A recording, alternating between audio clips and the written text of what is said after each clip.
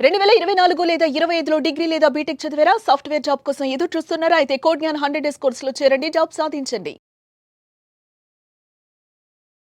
నమస్కారం ప్రియా చౌదరి గారు. నమస్తే అమ్మా. ఈ మధ్య కాలంలో అంటే ప్రస్తుతం ఉండేటువంటి జనరేషన్ ఒక మెచ్యూరిటీ ఏజ్ వచ్చిన తర్వాత లవ్ చేసుకుంటున్నారు.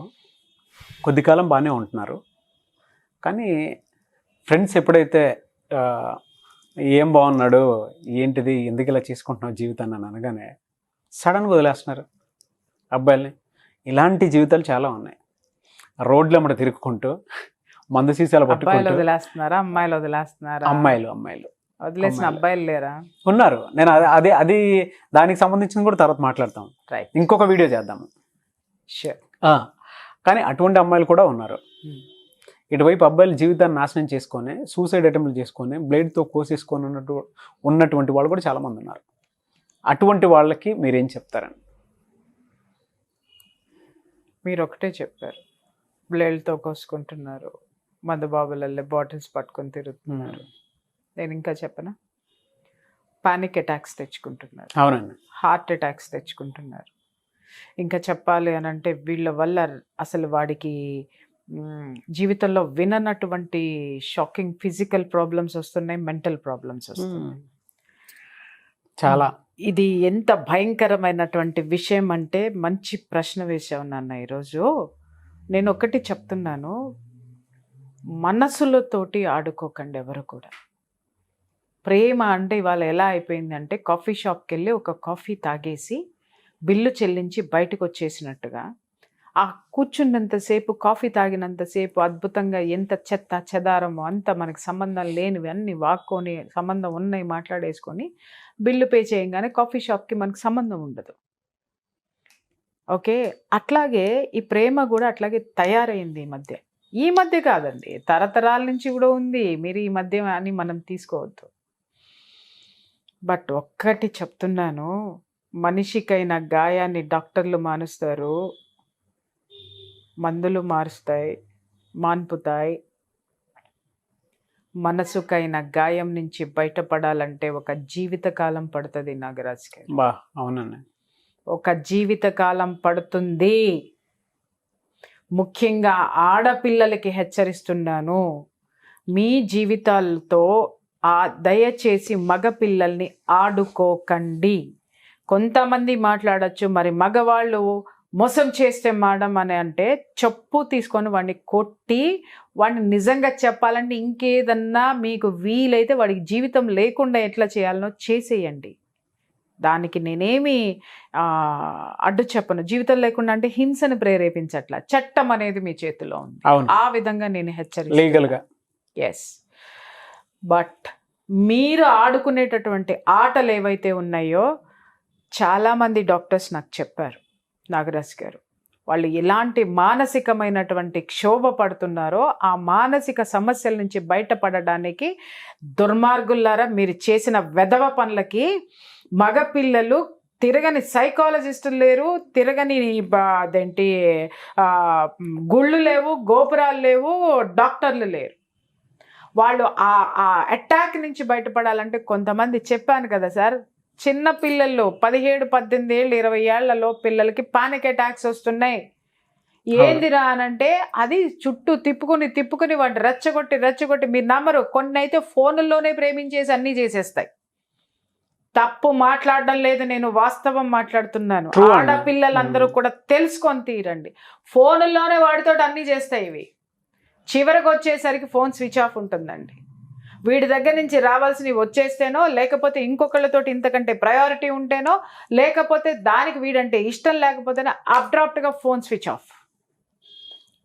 ఆ వయసులో వాడికి ఎటు పోవాలో తెలియదు, ఏం చేయాలో తెలియదు. ఎందుకంటే వాడి శరీరం దానికి టోటల్గా ట్యూన్ అయిపోయి ఉంటుంది, వాడి మైండ్ దానికి కనెక్ట్ అయిపోయి ఉంటుంది.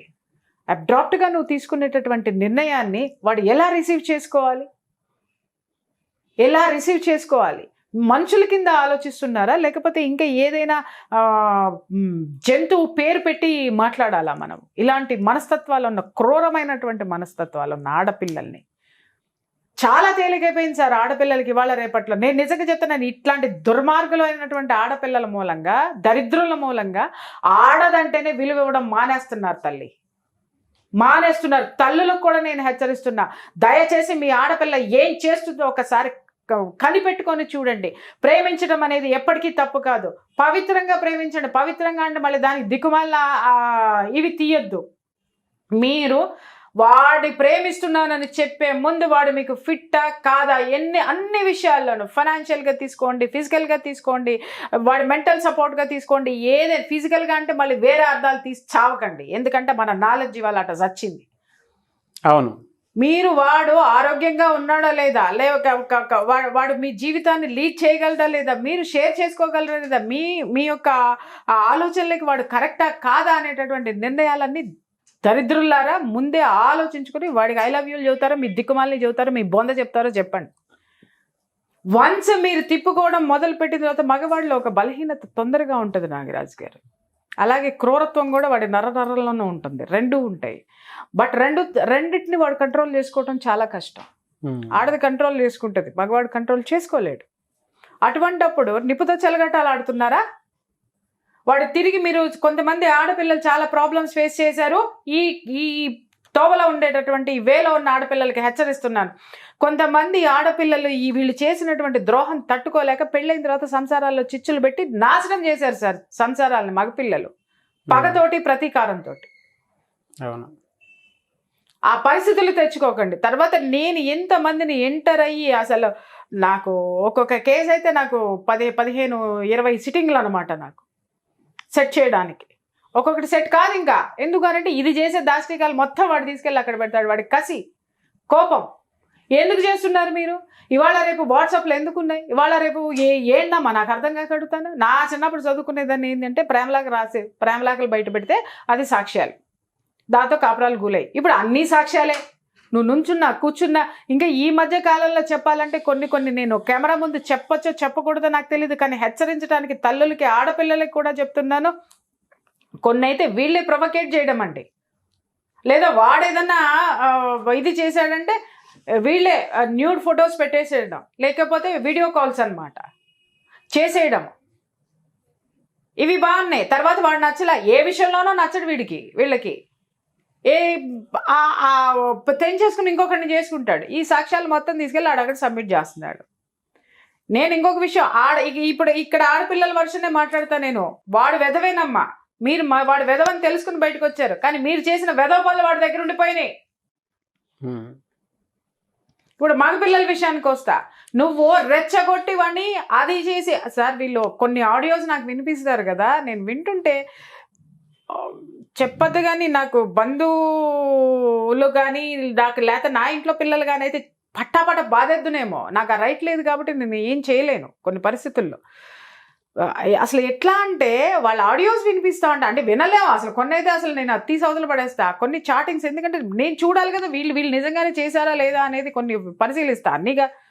అవి చూస్తేనే నాకు అనిపిస్తుంది తెలుసా, అసలు వీళ్ళు అసలు ఆడపిల్లలైనా ఈ యొక్క బోర్డర్స్ దాటి ఎందుకు వెళ్తున్నారు?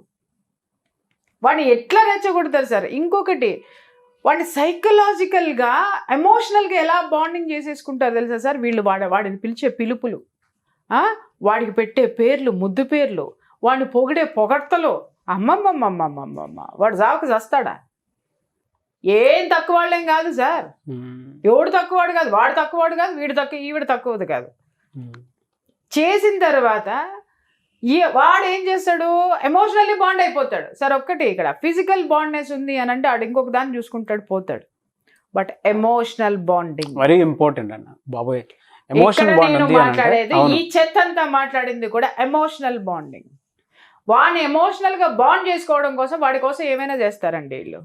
ఎందుకు ఎమోషనల్ గా బాండ్ అవ్వాలి అని అంటే, ఎస్ వాడు బాండ్ అయితే కానీ వీళ్ళ జీవితం ముందుకెళ్ళదు కదా, వాడిని అక్కడ పడేసుకోవాలా అని. మీరు ఆడే ఆటలు, మీరు చెప్పే మాటలు, మీరు చేసేటటువంటి చర్యలు వాళ్ళల్లో ఎంత వాళ్ళని మానసికంగా ఎంతటి దగ్గరతనం మీకు చేస్తుందో వన్స్ మీరు రిజెక్ట్ చేసి పడేస్తే కొన్ని భయంకరంగా ఉంటాయి నాగరాజు గారు. వాళ్ళంటే వాడేంటి అంటున్నాడు నీకు సూట్ కాడు అనగా, నో మా పేరెంట్స్ వద్దన్నారు. ఫ్రెండ్స్ ఉంటారు, చేసుకునే ఇది ఇదో అదో పక్కనతో నాకు అర్థం కాదు, అది దీనికి ఫీడ్ చేస్తుంది అనమాట. రే వాడు అస్సలు నచ్చడే నీకు, ఎట్లా నచ్చాడు అని ఇది చేసుకుంటుంది. అది కాదుగా. ఇంకొకటి, ఇది కదా వాడిని రెచ్చగొట్టింది, ఇది కదా వాడికి ఐ లవ్ యూ చెప్పింది, ఇది నో అనగానే ఇది నో అంటది వాడికి. చెప్పు తీసుకొని కొట్టద్దా? కొడితే ఎక్కడ ఉంటావు నువ్వు? కొన్ని విషయాలు జరిగినాయి సార్. పెళ్లి చేసుకుని మొగుడితో కాపురం చేసుకుంటున్నా వాళ్ళ అమ్మలు వెళ్ళి కొట్టొచ్చారు ఆడపిల్లల్ని. వాళ్ళు ఏంటి అని ఎదురు తిరిగితే వీళ్ళు ఇచ్చిన సాక్ష్యాలన్నీ చూపించినారు. ఎందుకు కొట్టారో నేను చెప్తా. తల్లులు ఎందుకు కొట్టారో చెప్తా. వాడు పోయి ఏ మెంటల్ హాస్పిటల్లోనో, లేకపోతే వాడు సూసైడ్ చేసుకొని చనిపోతేనో, సూసైడ్ అటెంప్ట్ చేస్తేనో ఆ బాధ భరించలేక వీళ్ళని వచ్చి తన్నారు. ఇవేమీ జరగకుండా ఉన్న వాళ్ళు ఉంటారు చూసారా, అటు వాళ్ళు పోరు ఇటు వీళ్ళు పోరు, దరిద్రం పోయిందిలే అనుకున్న వాళ్ళు వెరీ హ్యాపీ. కానీ అటు థ్రెట్ చేయలేరు, దగ్గరికి తెచ్చుకోలేరు. మోసం అనే దాన్ని భరిస్తారు చూసారా సార్. ఎమోషనల్ బాండ్ మీద డిపెండ్ అయిపోయి అది ఎలా ఉంటుందో చెప్పమంటారా?